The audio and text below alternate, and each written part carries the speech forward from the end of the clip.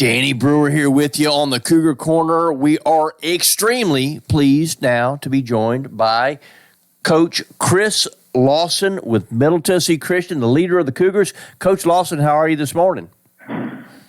I'm good. How are you doing this morning? Well, quite well. You know, for me, it's a great time of year.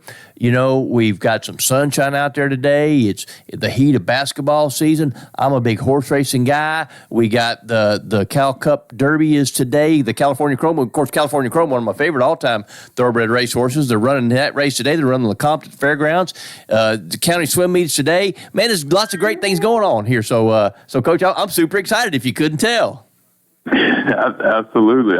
I definitely tell you excited about horse racing. That's a good thing. Derby time will be here before you know it. Well, it is, and so they're actually running Derby preps today. The Lecompton at Fairgrounds in New Orleans is one of the big Derby preps that they're running today, tonight, which that's a prep for the Louisiana Derby, which is a prep for the Kentucky Derby. So, you know, what I always say is the day you start thinking about the Kentucky Derby is the day after the Kentucky Derby. So, you know, like I said, I'll get my horseracing-scoop.com is my website, and you can catch me on Right for Forbes. So I'm really deep in the thoroughbred game. And speaking of thoroughbreds, I think you got a few. Tell us a little bit about, and you're a thoroughbred yourself, Coach. Tell us a little bit about Chris Lawson and who you are. Tell me, where did Chris Lawson come from? Well, I played basketball at a small school outside of Columbia in Murray County, Hampshire, and real small 1A school. My dad was a coach. He coached for 30 years, and a lot of good memories there. He had a lot of good teams through the 80s and the 90s, and then, you know, as I came through mid-90s I graduated in 2001. We were fortunate to have some, you know, very competitive teams and have a little success. But then played a little college basketball in the NAIA and went to Lindsey Wilson College in Kentucky, and finished up at Martin Methodist, which is now UT Southern. A lot of good memories there. That was a great experience getting to play at the next level, and then kind of seeing how things change and that kind of thing. And so I've been coaching now for, I think this is year 19. And so started out at Columbia Central. I was an assistant coach, and I went to Alabama for 8 years and was an assistant coach at a couple schools down there, and then came back and took the head coaching job at Cascade. I was there for 5 years in Bell Buckle, and then when this opened up last year, I thought it was a good situation and talked to the family, prayed about it, and that kind of thing, and it all worked out. So here we are, and I don't feel like from where we were and where we started, I don't feel like we're in a bad spot. I think things are headed in the right direction. Still a lot of work to do and a lot of things we've got to kind of get, you know, where we want them. But I'm super proud of our guys. They're competing at a high level. So, you know, I'm going to kind of steal a phrase a little bit here. Basketball is life. That has been true for Chris Lawson, right? Basketball's in your blood. Did you always know you were going to be a basketball coach?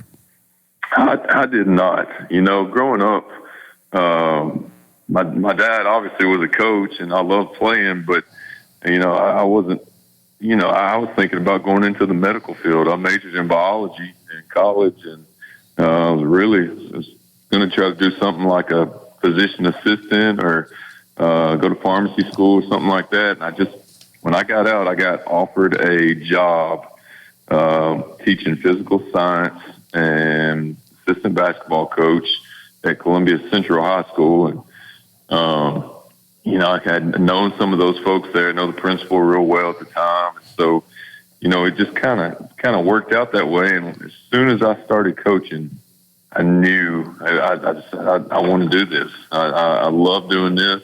This is where I'm passionate. So there just never really was any hesitation or looking back after that. I've enjoyed it ever since.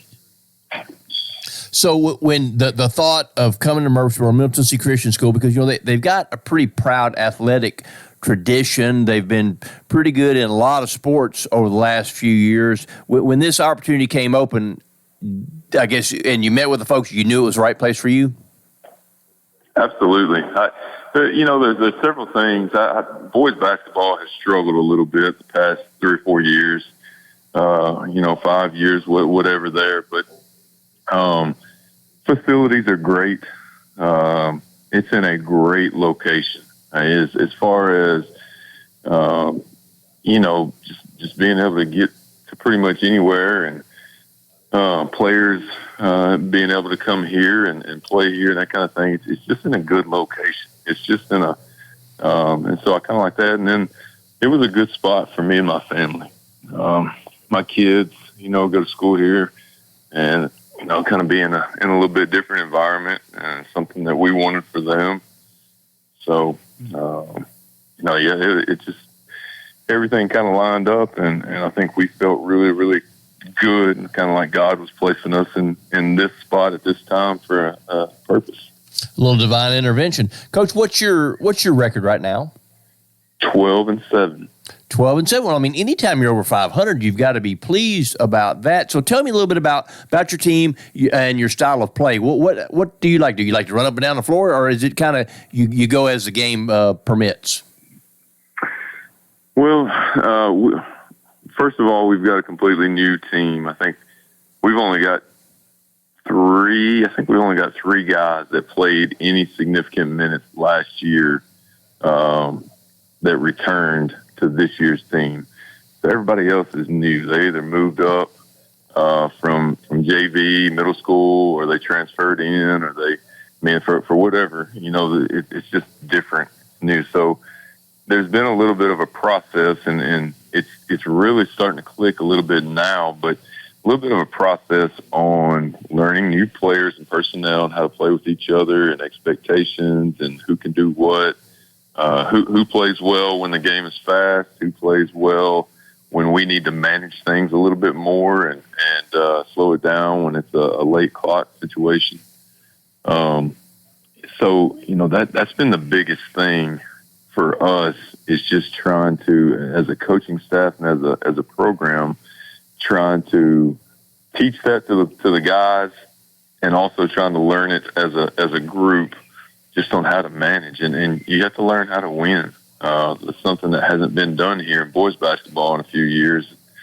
So trying to get them to understand, you can't just walk out there and just go beat people 20 points. You can't just walk out there and go beat people 5 points.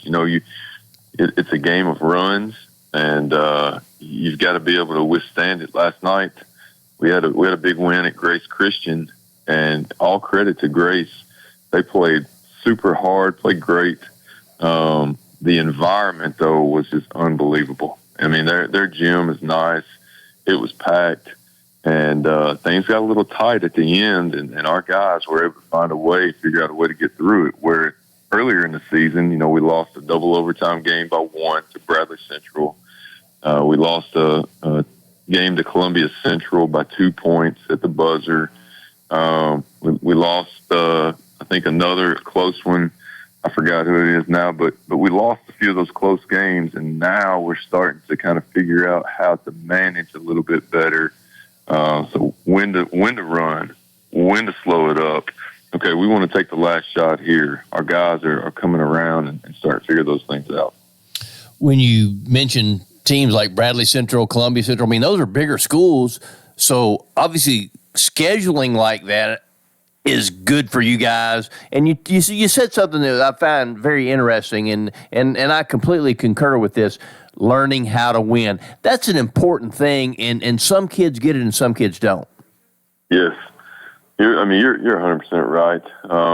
It's basketball changes level to level so much, and trying to get parents and players to understand, middle school basketball is not anything like high school basketball. I mean, it's still basketball, but the game speeds up so much every level you go. And with that increase in speed, you have to be able to make the right decisions at a faster pace. You have to be able to make the right decisions when there's more people in the gym a lot of times, or, just when there's maybe a better, a more organized team, or a team that does something specifically well, and they've been coached to take this away or to try to do this. That's the part that when you learn how to win, it's a lot. We got a freshman point guard, Noah Owens, he played last year as an 8th grader, but he's grown up a lot through this season.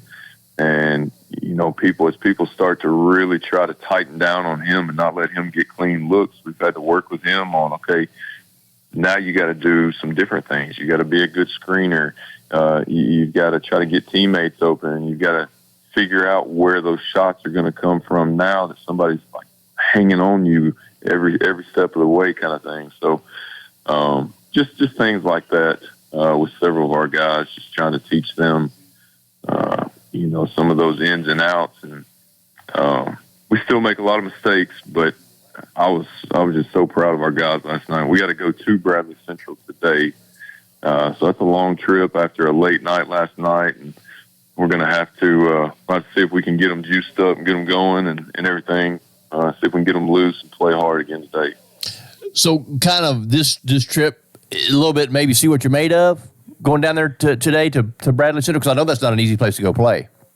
It's not, and they had a big game last night against a crosstown rival, Walker Valley. So they had a late night as well. But, I told the guys in the locker room last night over at Grace after the game, I said, okay, big-time win tonight and a big-time environment. And I said, it was great. Everything was great. I said, now here's the challenge. Tomorrow, we're going to go to Bradley Central. I said, it's a pretty good road trip. I said, it's not a rival game. They don't know us, really. We don't know them. There will be some fans there, but it won't be the same electric environment as we had tonight. So I said, this is the challenge. You all have got to get yourselves going. You all have got to get, you all have got to figure out how can you play up to the same standard that you played in that big-time district environment last night to today. So that's kind of the challenge, and that's just, if we can do it, if we can go over there and play them tough and give ourselves a chance, that's really all we can ask. So we're trying to take those steps. Certainly a building block opportunity for sure, Coach. Talk a little bit about some of your other scores. I know you mentioned your freshman point guard. Tell me a little bit about some of the other kids you got on the team. We got a big kid, Elijah Carter. He's a junior. He's about 6'6", 6'7", super athlete. He's our leading scorer. And, he's another one that he's been a little up and down at times this year, but he's always been consistent scoring. Whether he comes off the bench or whether he starts, he's averaging right at about 20 points, 10 rebounds a game. That could be off one or two, but that's about where he's at. He's just, I think what we're trying to get him to understand now is he could average 25 and about 15 a game. And, trying to get him to understand too, when you do that, when you produce and play with that type of energy and bring that every single game, well, now the other team, has to account for that, and it's going to open up teammates. It's going to open up other things for us. And so part of that process, but he's been great. He's had some low-level interest this year from some colleges. I think 2 or 3 JUCOs have come and watched and reached out. He's had a little NAIA interest from a few schools. So we're talking about AAU in the summer and kind of, making a good choice on where you want to play in the summer and off-season work too, and going into a senior year next year. Trying to get him prepared and put him in the best possible situation to play at the next level. Is he a post player, a combo player? What does he do at 6'7"? He's really good in the post. He's also very good outside. He can shoot 3. He's got a nice 1-2 dribble pull-up shot, so he's a 3-level scorer. He's got a really nice round to his game. But at times he falls in love with 3. At times he falls in love with only wanting to be outside. And so, for us and what we need, we need all 3 levels for sure. We need him to, until somebody stops him in the post and that kind of thing, we need him to go work down there. So trying to get him to buy into that, and he's doing a good job. He'll go down there and he'll go to work, and he shoots free throws at a high level. I think his free throw percentage is right around 75%. So that's a good thing. But In college, I don't know if he'll play the post all the time. He might be more a perimeter guy. So we're trying to work ball handling and continue to work on the shot while also encouraging, hey, man, nobody can stop you down low. So let's work from inside out and kind of go with that. Do you think, you've been around the game a long time, do you think that it's changed a lot? There's not as much emphasis on post play these days. You think that's true? It's definitely true. The game has evolved so much where, when you go to that next level or whatever, there's not really a back to the basket type of post player. There's more, your 6'7" to 6'9" guys are going to be mid post. They might dribble into like a post up, but they're working off the dribble a lot. They're working, outside shot and that kind of thing. So I think there's a place to develop a skill set where you can post up and you understand the footwork and the skills that go there. But at the same time, I don't know that is at the same probably level that it was 25 or 30 years ago. I think now everything's off the dribble, and you've got to be able to guard and defend at a high level on the perimeter, and so those are the kind of things that are the focus for us too, trying to develop him. Okay, Coach, tell us a little bit about what you got coming up this week. I know you got Bradley Central tonight. What do you got coming up after that? We're off on Tuesday, so that will give us a little bit of break. We got the holiday on Monday, so I'll be able to give them a break, and we'll practice 3 days, and then we go to PCA on Friday night, and then to BGA on Saturday night next weekend. So that's not going to be easy at all. Two of the best teams in the state. Here, we were actually leading BGA here at halftime the first time we played them, and then they kind of went on a run in the second half and exerted their will on us a little bit. But I still see us taking those steps and gaining ground. So my hope is we just continue to gain some ground. And, you get down to postseason play, you never know. Maybe we can have a chance. Well, it's playing right at the right time. That's what it's all about, Coach. We certainly wish you the best of luck. I would encourage folks to get over there. They got a wonderful facility over there at Middle Tennessee Christian School. If you've never been, it's an outstanding gymnasium. Coach Chris Lawson, we certainly do appreciate your time, and we absolutely wish you the best of luck. Hey, thank you so much. I appreciate y'all's time, too, and go Cougars. There you go. Thank you, Coach.